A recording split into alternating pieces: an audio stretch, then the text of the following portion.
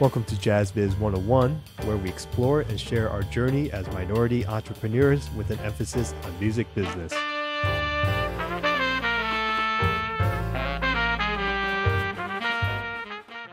Hi, everyone. My name is Peter Lin, And my name is Abel Mireles. and we are the founders of Yardbird Entertainment, and we'll be the hosts for this weekly podcast called Jazz Biz 101.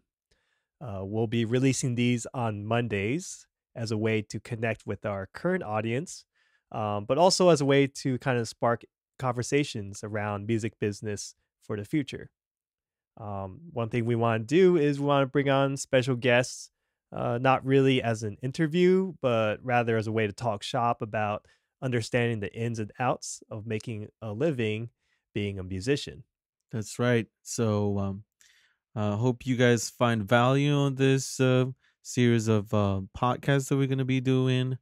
Um, and one of the things that we want to start off with is why are we starting back up in audio form? As you all know, we were doing our Jazz Biz 101 interviews um, on our social media and different platforms.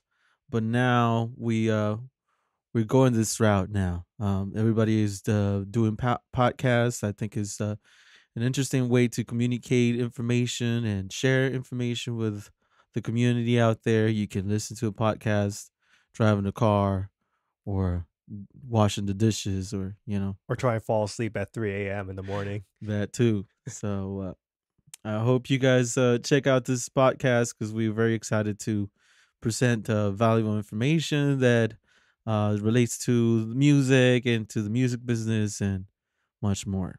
The other reason we want to do the video audio podcast versus the video podcast is because just video editing is just too much work. So we're going audio form. Yeah, enough Um, hours of screen.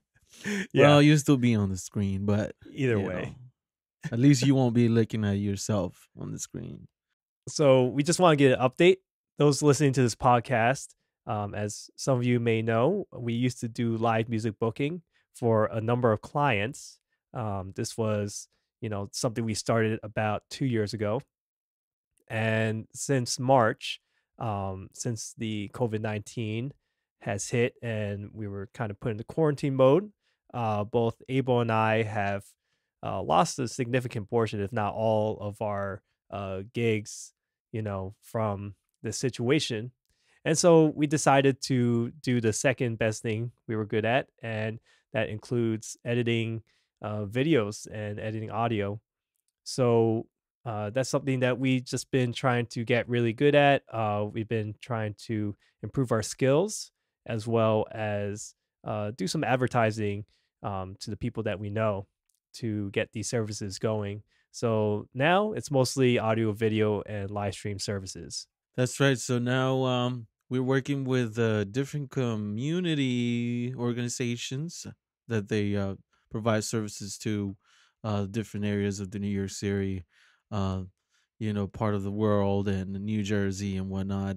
We're currently working with Jazz House Kids, doing a lot of the virtual content for virtual concerts of the students and things like that. We're also creating content for Midori and Friends, this nonprofit based in the New York City that provides music education for um, for different schools in the New York City school district.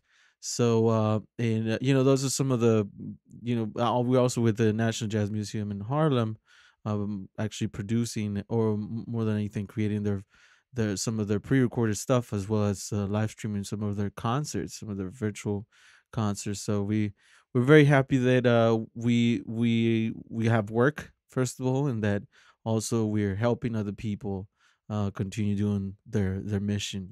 Like the National Jazz Museum, they continue creating employing musicians and for performances and things like that. So us coming in and helping make that possible really makes us happy.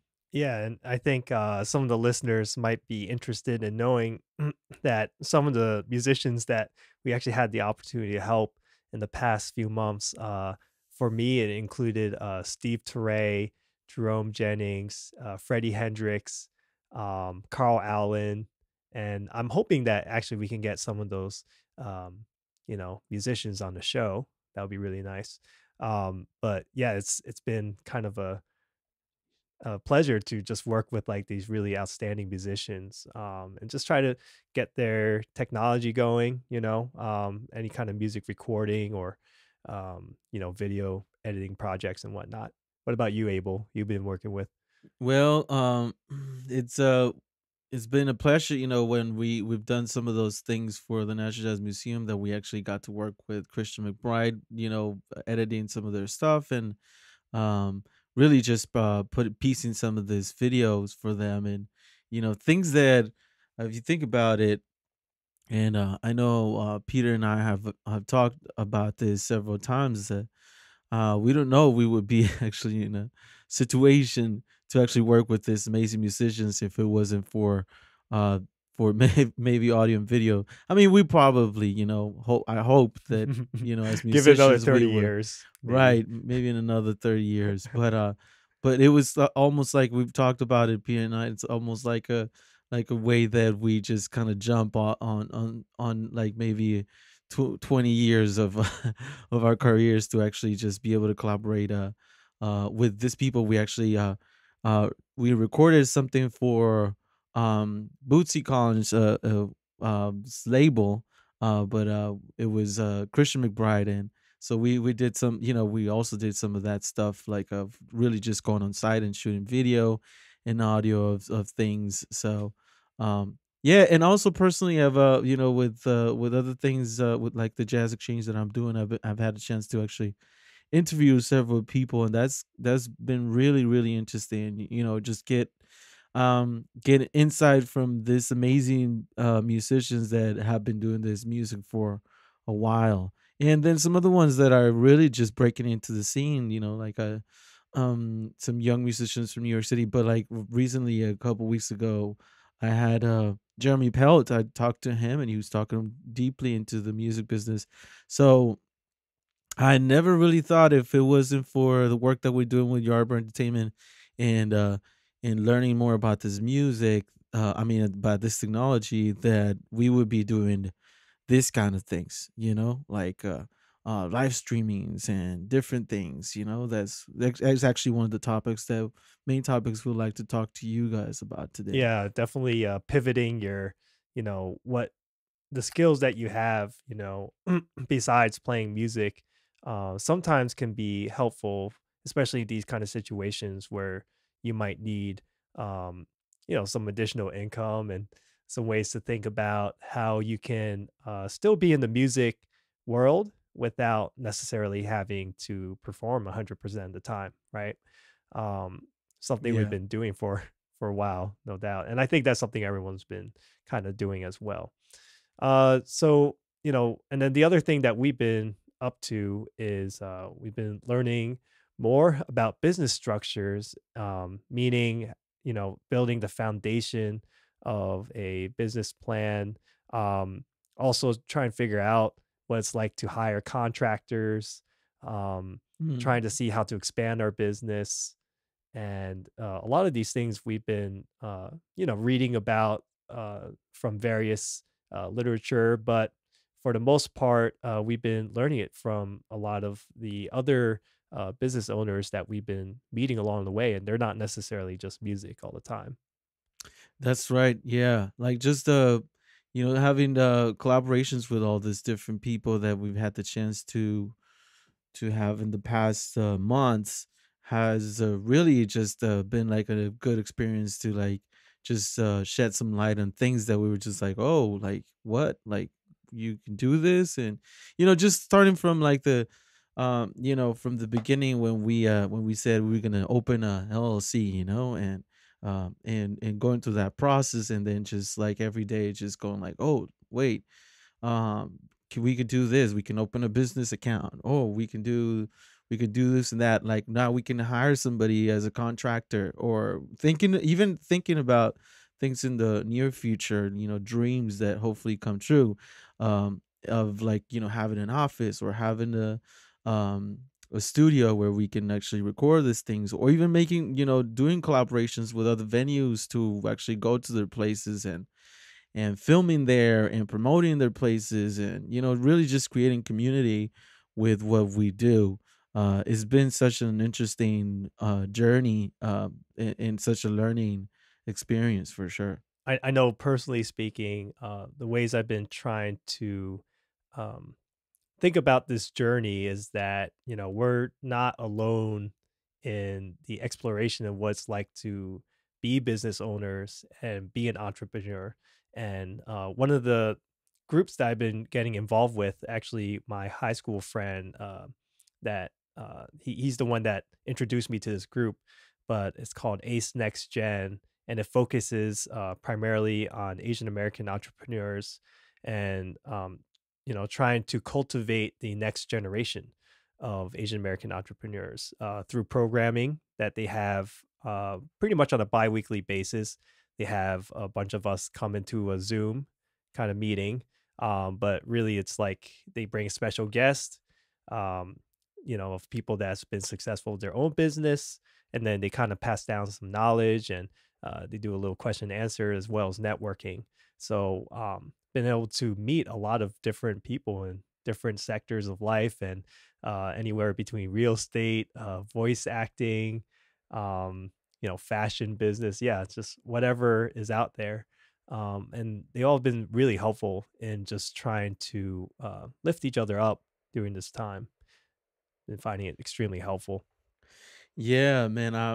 As you were mentioning this, I was remembering about the time that we went to the small business conference in New York City, and that was an interesting thing for sure. To before this pandemic, to actually, remember those old days where we could actually just all go to a place full of people, right? And learn about the business. I remember checking out a couple of the conferences that people from Facebook were, they were given about how to get more followers and all these different things that nowadays we have to just all kind of soak in really and just explore, even if you don't want to a certain extent. And um but yeah, I remember that was a very interesting experience, man. Like just getting to like really physically network.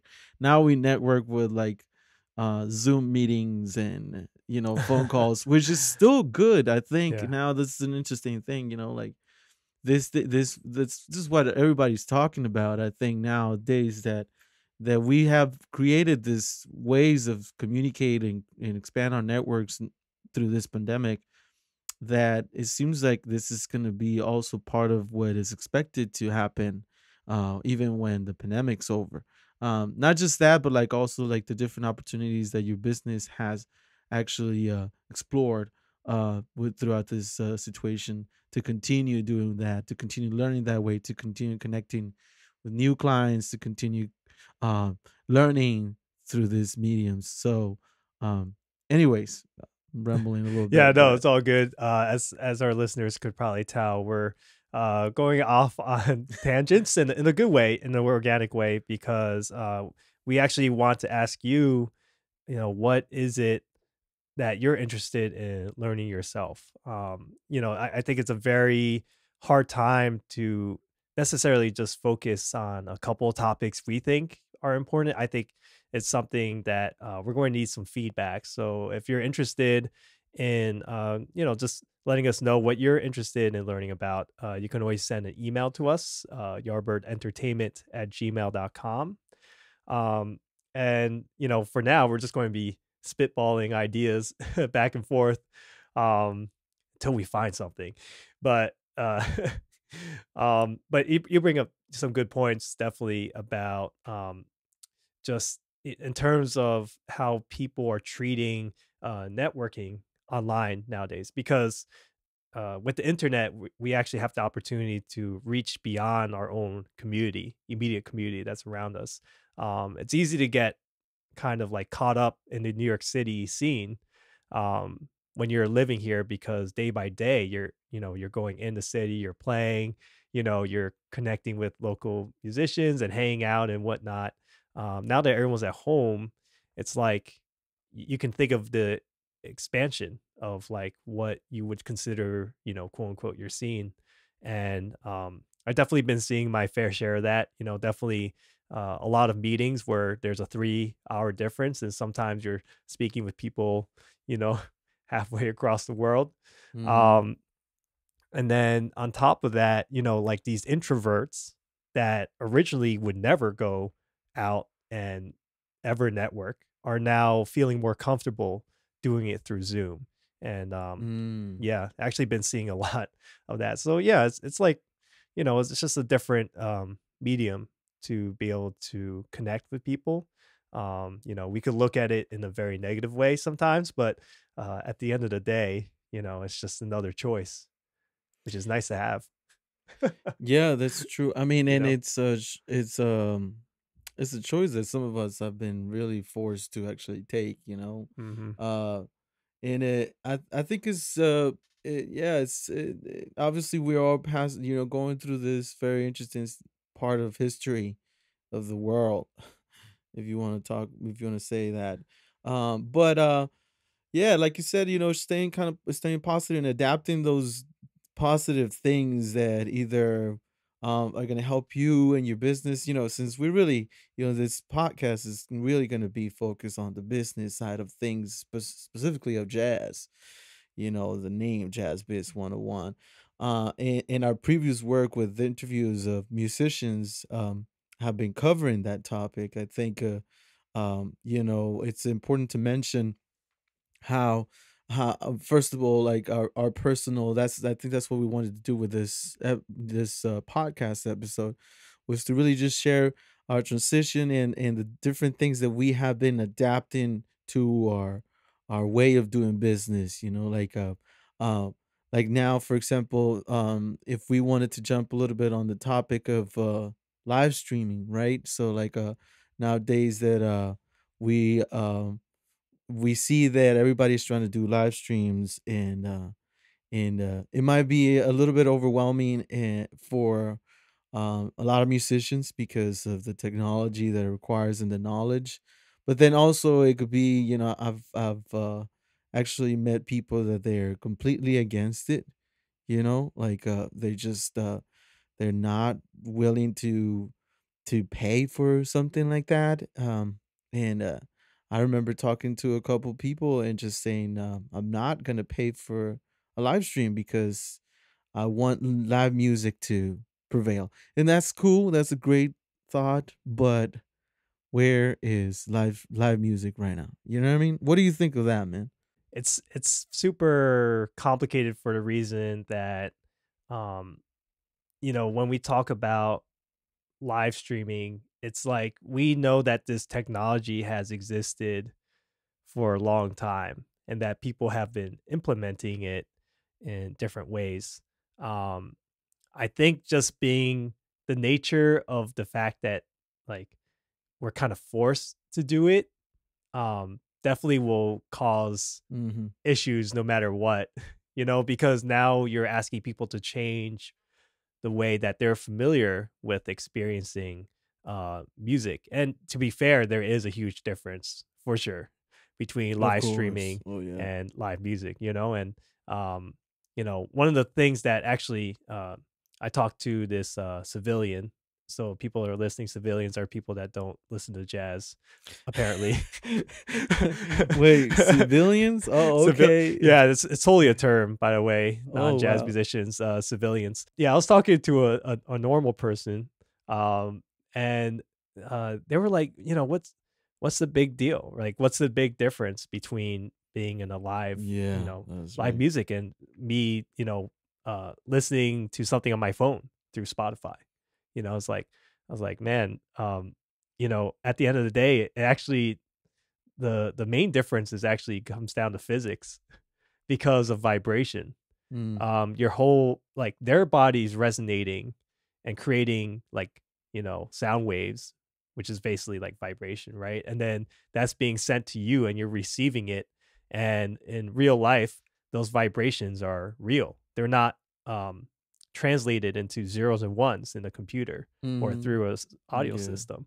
And so there is a huge difference when it comes down to just the nature of live music. But anyway, that's a little off topic. But at the same time, it's like, how do you make it so that live music is as close when you're live streaming? Like, try to bridge that gap so that it's not extremely uh, different experience. Right. And And yeah, that's yeah, something we've been trying to like figure out that's right. ourselves. And I think it would be important to mention the nowadays uh for all even for jazz musicians, or jazz lovers, it's important to make it clear, guys, that there is a difference between, a live stream, like the whole band being there, and watching a pre-recorded video of people recording from home. Right? That's one of the things that I think we've seen from some people, and it's totally normal, because this really just caught us all by surprise. So we've seen some things that they look like everybody's playing together. So it's important to just really just check out what is it that you're doing and that you're watching, and say, okay, that's a live stream. So that's going off that of what Peter was saying, of like ways that we have actually been trying to figure out how to basically really just bring that element of like it sounds good and it looks really good, and obviously the musicians doing their work, really just connecting and and doing the thing. And for that, obviously, it's taken some time, really, and actually some equipment for us to like, and knowledge to just learn. Okay, what is it that we need? We need a stable connection with an Ethernet connection. We need cameras. You need all these different things. And we'll explain the way that we're doing it. Obviously, there's also ways to do it your own. You know what I mean? That's one of the things that we'd like to also provide ways of the how can I do it if I don't have all this equipment. Like starting Mhm. off with like some of the things that we do, right? So now we're very happy that we're able to broadcast up to 4 cameras with our video with the video switcher, basically a small board that helps us switch from a camera to camera. We also have some audio equipment that we can record.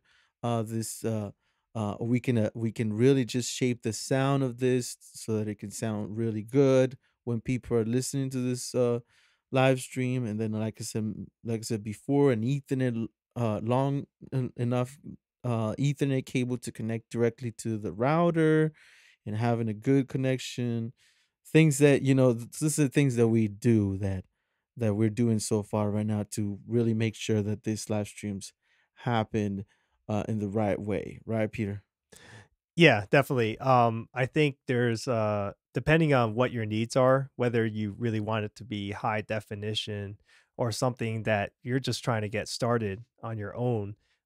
It's really going to come down to whether you want to work with what you have now in your own home, or do you want to make some purchases because you see that it's a form of like an investment towards creating content for yourself for the future if you need to do so. Um, and we have a couple of topics we definitely want to jump upon. Hmm. Uh, it's kind of hard to talk about live streaming as a whole without getting Breaking it into down, like, huh? yeah, every single little aspect. So first, let's try to just talk about like making a paywall or free, right? Because currently, what we've been seeing a lot is mostly what comes up in our social media feeds, Hmm. obviously. And on Facebook and Instagram, a lot of it is definitely free live streaming with donations, asking for donations. And that has its own benefits, but also its own loss, depending on how you're looking at it. um, but for the ones that are doing it for free, we noticed that depending on what level of technology you have and understanding of your computer, um, some people have just been doing it straight from the platforms themselves. So, for example, on Facebook, when you press the live button, it gives you a choice to choose your own video and audio source. And a lot of people just choose their default, which ends up being either their laptop or their phone, right? Um, and, that's obviously probably the cheapest way Mm-hmm. in order to get your live stream across. Is it the best way? Probably not. You could probably get the most out of it by positioning yourself in the right part of the room and getting the right kind of lighting. But at the end of the day, it's not something that you might be comfortable releasing out there necessarily all the time. So, if that's the case, if your budget is like really, you can't really spend anything, then, we definitely suggest at that point just trying to find ways to make it as best as it can be. And the most important parts of doing it that way is definitely fixing your lighting so that you're not doing it in a dark space where no one can see you. You're not too far from the camera where like it's hard to distinguish what's going on. We definitely suggest being in a room that doesn't have other excess noise in it. Mm-hmm. Just some things to improve slightly, at that point. Yeah, yeah, yeah. I like what what you're touching up on that, especially because there's so many things that so many different ways that you can actually improve something like that with a low budget. It's like everybody's probably heard like the the artists that recorded their album in their garage, like, and it's killing and it got a Grammy or whatever Yeah. because it's really not on the stuff that you have, even though obviously when there's a point where you're like, okay, no, I can't do it with this, with this $5 audio recorder, you know what I mean? But my point is that there is things that are not out of our reach if we make an effort. And but touching on the topic that you're saying, either like for the people that the new term of paywall, it's new to them. It's really just this way of setting up a way for people to pay for for your live stream, basically. So in other words, instead of you going through Facebook or YouTube and just putting it out there for free, you put it either on your website or another website that allows you to create this, and people will just come and pay so that they can have access. It's more of a private. It's like I guess like the feel of a concert, right? So we were talking about that versus I'm just gonna put it on YouTube and that's it, right? So I think some of the questions that come up are can you if you're gonna put it out there in YouTube, can you actually monetize the content? Meaning, can you actually make money off of this? I remember, and it brings me out to that point. Remember when we talked about like, well, probably like mid through this pandemic, with a bunch of musicians were like trying to be like, oh yeah, follow me on YouTube, and I'll follow you, and we're gonna get 1,000 followers, and then we're gonna make money. Do you remember that, Peter? Oh god, that was a huge phase. Yeah, that was a really crazy time. And I'm glad that the people that spoke out during that time are the ones that's been doing it for a very long time. People Mm-hmm. like Patrick Bartley, he's been doing his J Music Ensemble thing for a long time and monetizing off of the content. And he's like, man, like the way we're looking at it is not the way that it happens. And actually, YouTube, well, technically it's Google algorithms, right? Because they own YouTube. Was picking up on the fact that people were actually subscribing to each other, um, without actually watching any of the content, and they actually automatically slashed those subscribers. So I remember a couple of posts of people being like, "I Yeah. lost 100 subscribers today." I'm like, well, it's Yeah. only a matter of time before they Right. figure out what you're doing because it's very public and like, Right. I don't know what else we were expecting. But again, desperation Yep. is kind of it rears its ugly head sometimes when it comes down to like, what are we going to do to Right. Right. I during remember that that time was frame. It was really hard. yeah, that Yeah. was a very desperate time of uncertainty for a lot of us. I mean, we're still not out of it. You know what I mean? We feel, Right. I feel for all the musicians out there just still trying to just figure out. I mean, we're on the same boat, and if you ever feel like that, don't hesitate to reach out to us. And reach out to your friends, and just because we're all going through this crazy. You're not the only one. So I remember that part of the journey of trying to get 1,000 followers in YouTube, man. And I do remember Peter, like Peter mentioned that I did try it. I'm not gonna lie. I did get like 10 more subscribers, and then Google took it away from me. And that was the end of that story for me. Yeah. I actually tried really hard because I tried the other way around where I tried different content. That's the time when I started Final Fantasy trombones That's and right. drums, That's right. which was kind of like my experiment to see, is it true that you can make X amount of money with, like, this amount of effort, and the way people were painting it is like, okay, well, if you have, a certain amount, if you reach this threshold, you're going to start making money Mhm. to sustain yourself, right? And I was like, well, how many views do you really need to make that happen? And actually the answer is way more than you think. Yeah. It's crazy. One of my friends is Charles Cornell, who, if you haven't checked out his YouTube channel, he's the guy that's known for playing piano with Cardi B, like not like That's with Cardi B, right. but Cardi B would like have this like thing that she said on her Instagram or something, and then Charles would play like these crazy chords behind it, and he became known for that. But I had a conversation with him on the phone about just um, what it's like to get up to his level, where he's kind of like near 1 million subscribers right now. Yeah, that's Um, crazy, man. yeah, but he makes a living Yep. based off of stuff. But with me, it was just like Final Fantasy Trombones got up to 16,000 followers, but the check that comes in every single month off of those videos from Facebook, mind you, is That's less the than a thing. dollar That's every right. single month, right? Yeah. But man, So like when you talk to him, and I know we kind of really just digging into this section of it because man, we all want to know, how do I freaking make money? Just making this video, is this gonna make me money or not? Did he mention? I mean, I bet the guy was busy doing this stuff, right? He wasn't like, mm, I made this video and it hit 1 million views. Now I'm cool, right? no, that was the breaking point for him when he did do a video that was like 1 million views. That for him was like, okay, I know that I can push forward with this kind of similar content and be successful with it. But he worked his ass off in terms of, I mean, this is something he's always wanted to do, is create Mm-hmm. content and, have it be available, to everyone. And, yeah, he's been working at it for years.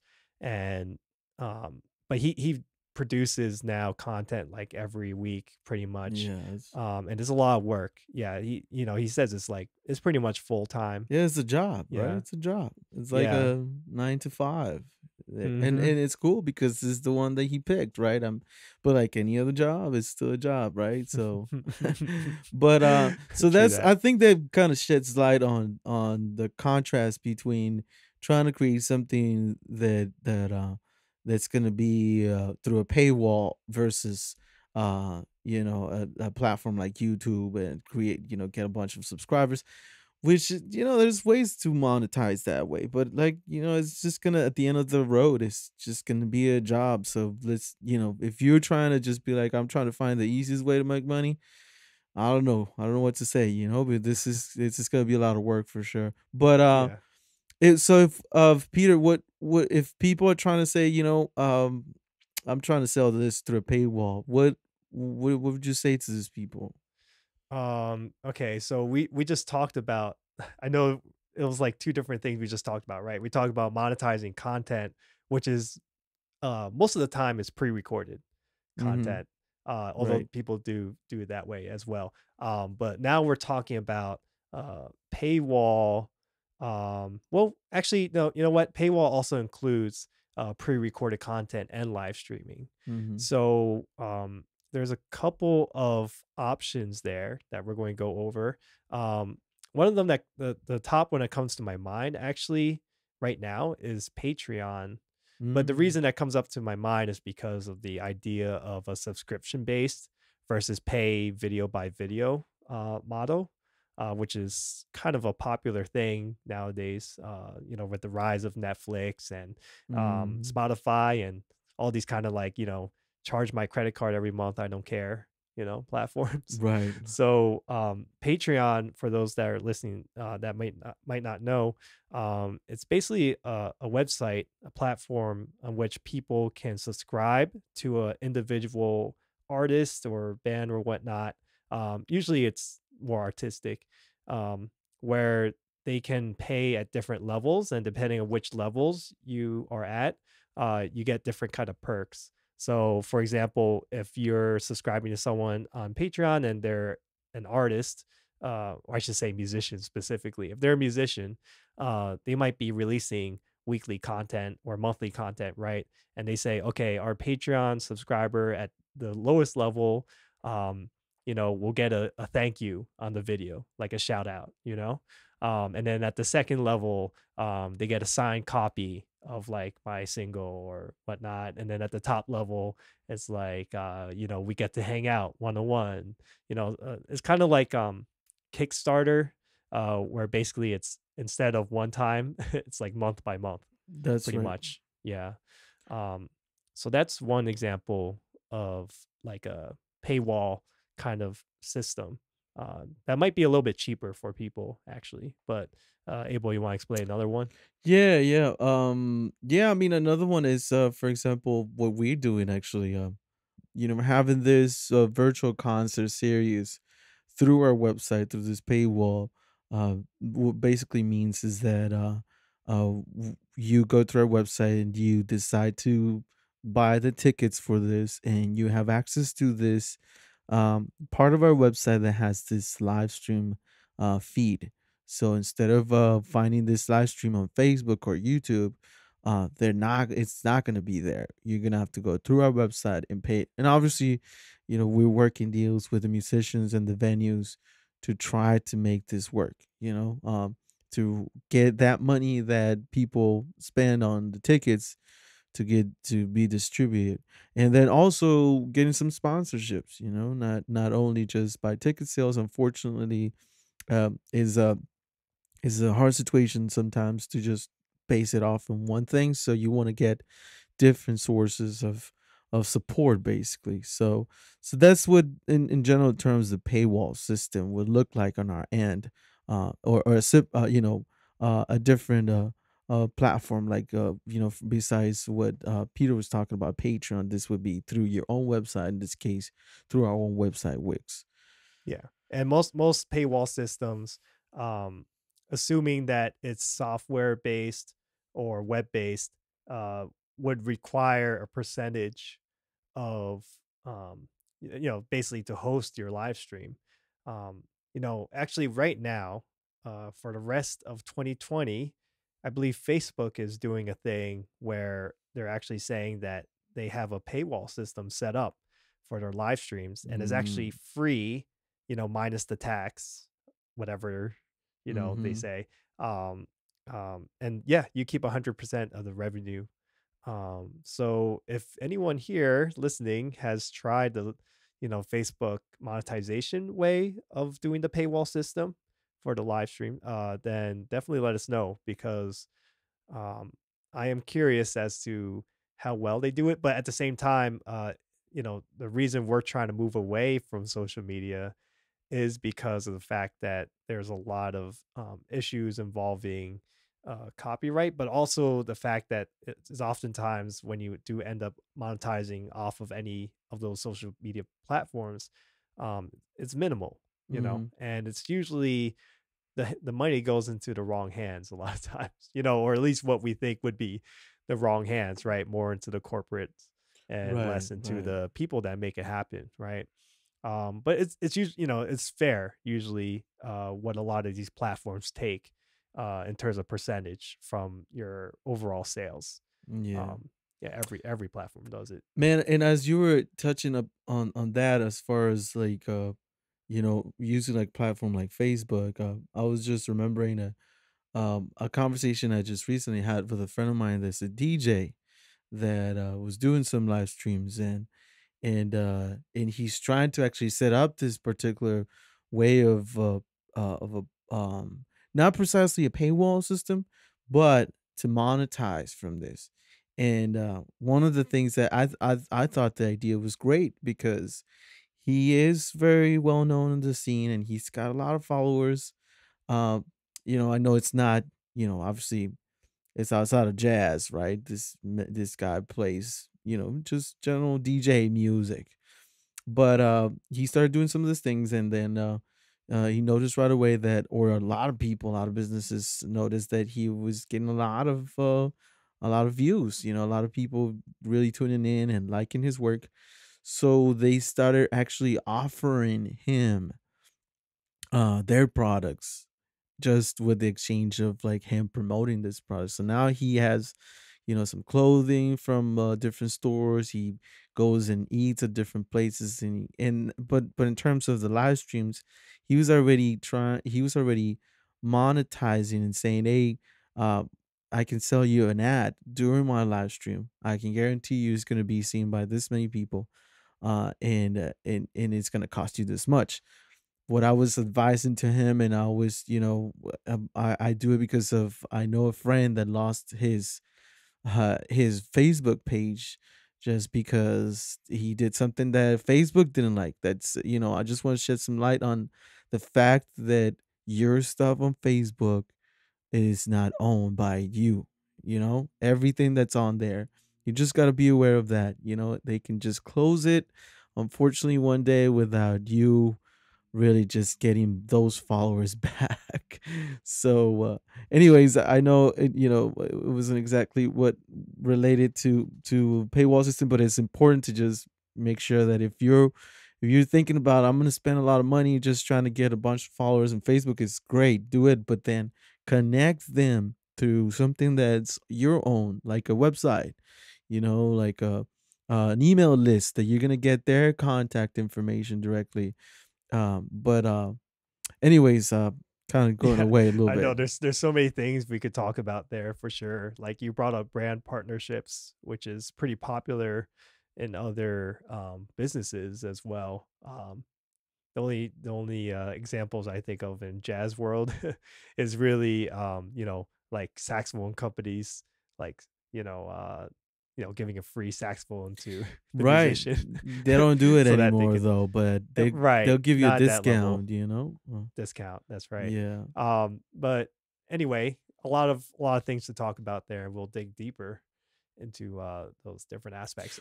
Another paywall system that if you're not interested in video, we've been talking about video and live stream this entire time, but if you think about music, actually, Bandcamp has been doing a fantastic job of basically doing this thing like every so often on a Friday where they don't take any percentage of the sales. They give 100% of the revenue to the musicians. Mhm. So if you're interested in just releasing music, albums, singles, whatnot, Bandcamp is a great choice because the CEOs of that company actually understand what it is to be a musician.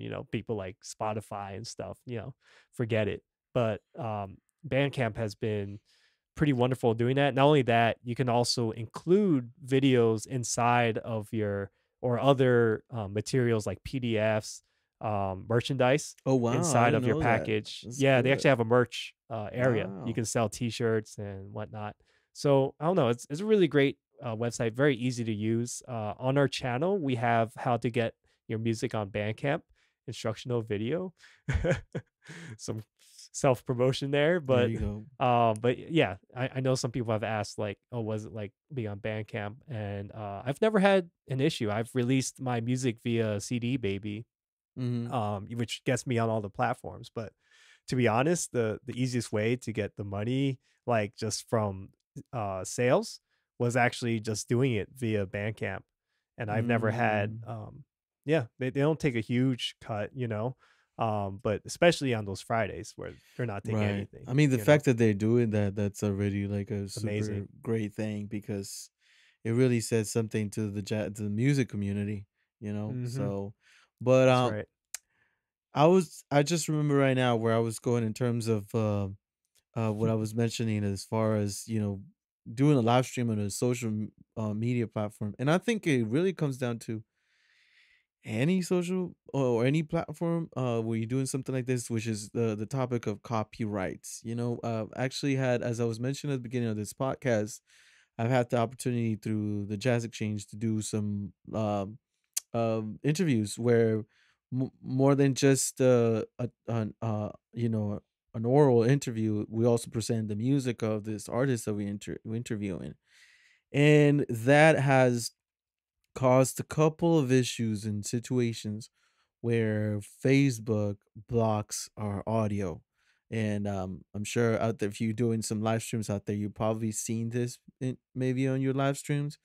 And that's because of the copyrights. That's because of if the music that you're using is not something that you own the master, or you have a license, then basically what's going on is they're trying to get you to pay for that. So it's an interesting situation there because you have people like BMI and ASCAP offering you a license that is going to cover all the people that they work with, you know? So it's a little bit tricky once you're playing your repertoire is very vast and you're playing people music composed by a wide range of people, then it might not cover not might get covered with BMI. You have to maybe get that's one of the things that I wonder, do you have to get ASCAP and then you have to get BMI? Do you have to get CSAC? And Yeah, it gets it really gets confusing. We definitely oh gotta bring on jeez. someone that could shed some more light on that because it does get really, especially when it comes to internet laws versus like performing at a venue laws. I do know that there's some complications when it comes to the internet. Like, is it really BMI and ASCAP that's taking down your stuff on Facebook? And actually the answer is no. It's Facebook doing it because they don't want to be in trouble. Right. So, like, yeah, so it gets a little confusing as to like, okay, even if you do own, even if you get this license, is Facebook still being like, yeah, this is too much of a risk for us, so we're just going to cancel this, Mm, So yeah, I believe that happens too. Even if you get permission from like the highest level, that doesn't necessarily mean that Facebook isn't going to make a decision on its own, based off of their algorithms yeah, it gets to do something. complicated. It gets complicated. Yeah. I had situations where we had this wonderful guitarist, Camila Mesa. She's from Chile, and she wanted us to share this video of her, but this video was owned by Sony. So just a little company out there, and they so they as soon as we showed the video on the live stream, our live stream just got kicked off. But literally cut off from a we still live. We were live, but like it was blocked in over 200 countries. So, the people are watching us, boom, everybody just got cut off. So interesting thing out there, just to watch out for these things, especially like if you're really trying to say, I'm gonna monetize off of this, because this is the way that I need to do it. This is the only way that I have. Well, just do some research, especially if you already spending some time trying to get a following. Make sure that you that's what certainly what we're trying to do too as well. Make sure that we have you know the licenses that we need and the stuff that is gonna prevent us from getting in trouble, basically. Don't You know. cancel us. Yeah. Don't please. I own this voice that I'm using and I own this voice. and this microphone that I bought, so I own the publishing rights. So, but um yeah, so that's definitely a huge topic, and we definitely want to um bring on an expert yeah, at some point. That would be really interesting. And just let us know if that's something you guys are interested in as well. Yeah. Because it's all about you guys, it's not about us, even though we would like to know about it too. Oh yeah, Uh, definitely. I mean, uh, yeah, so yeah, this is gonna be interesting, man. This podcast series is gonna be a great way to exchange and pick people's brains out. I'm already like thinking of all those things like we just covered some of these topics just through the surface. We could definitely just do one episode per topic and just oh, really go yeah, in for sure. depth.